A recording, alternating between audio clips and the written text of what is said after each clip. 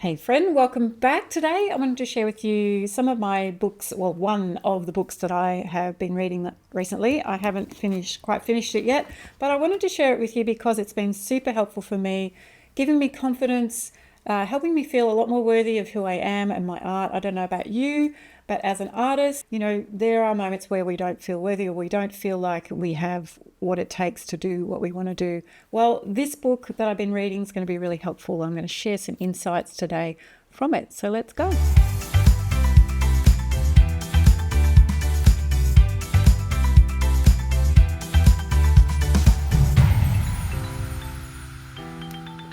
So, do you like a good book? I know I do. I haven't always been a great reader.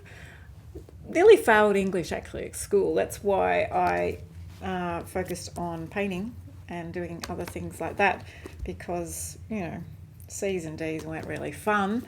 But A's in art was a good thing. But anyway, back to now. I actually have taken up a lot more reading lately. And look, I own a business and I'm trying to really understand, excuse me, how I can better run my business, but also better look after myself if I want to keep running my business. I've been listening to lots of podcasts, Amy Porterfield, Graham Cocaine, and also Diary of a CEO. They've been real. I'll put some links below to those.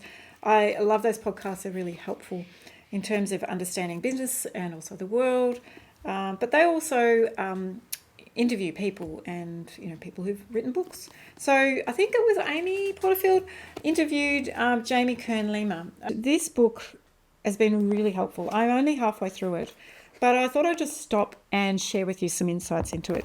And the reason is because I have about 60 students a week, which is fabulously amazing. And the works that they're doing, I'll put some of them here because I'm proud of my beautiful students. Look at their work, it's so cool.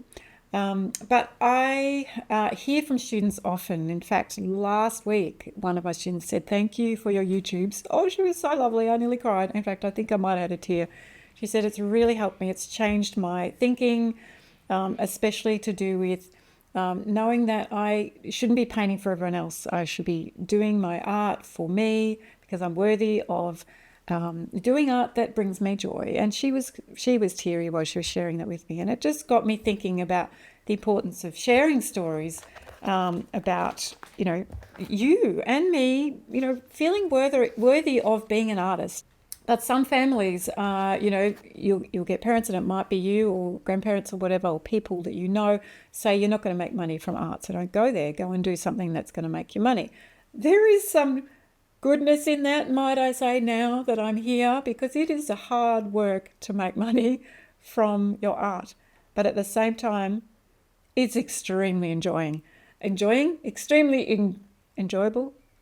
I don't know, you know what I mean. But I always feel, and I say now, that my life is like an artist retreat. Or it's like a creative retreat. That's the wording, the creative retreat.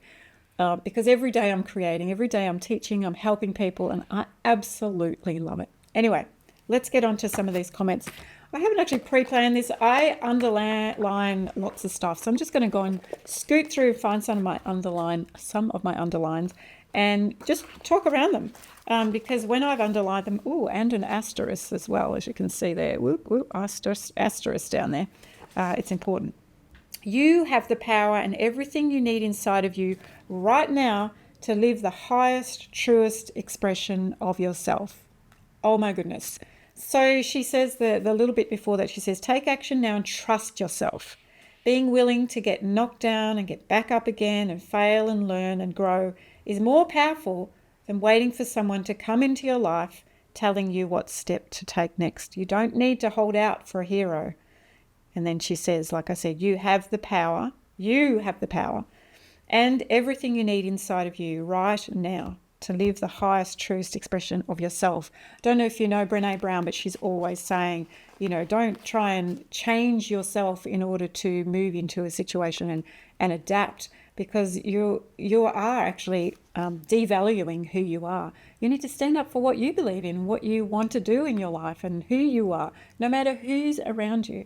So I don't know if that speaks to you today. And at the end of that paragraph, it says, you don't need to hold out for a hero when you realize you are the hero. wow. A lot of us, including myself, grew up in a family where, beautiful family, but encouraged very much to always be doing things for everyone else.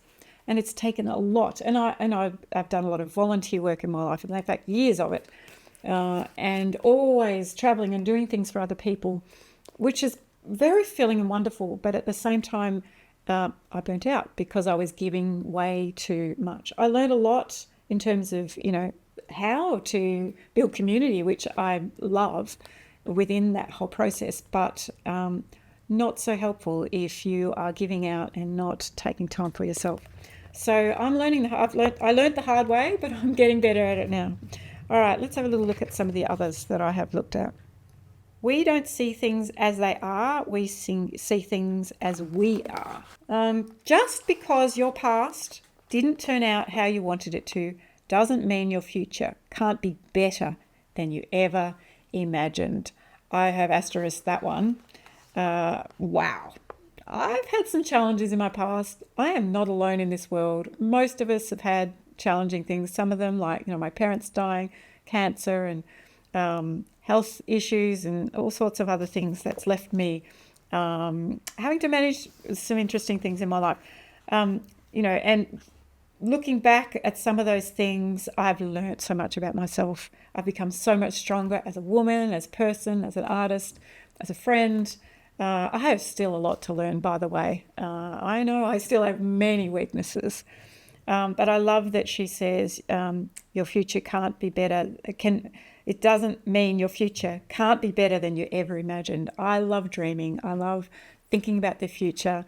And I have some big dreams. Even at my age, I'm not super old, certainly not young anymore, but I still have lots of dreams. I've got many years left in my life, and I'm really excited about helping people like you to discover creativity more and know that you are worthy of creating the things that you really felt like you've always wanted to.